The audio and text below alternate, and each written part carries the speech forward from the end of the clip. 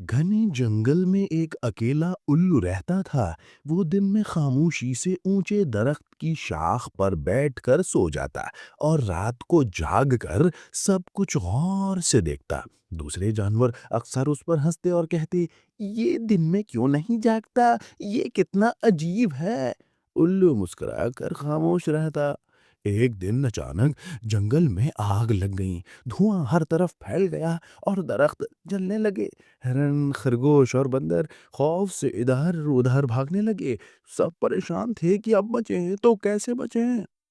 ऐसे में उल्लू ने अपनी आंखें खोलीं। उसने पर फैलाए और उड़कर धुएं के ऊपर चला गया। वहां से उसने एक महफूज रास्ता देखा। वो नीचे आया और जानवरों को इशारा किया कि उसके पीछे आए।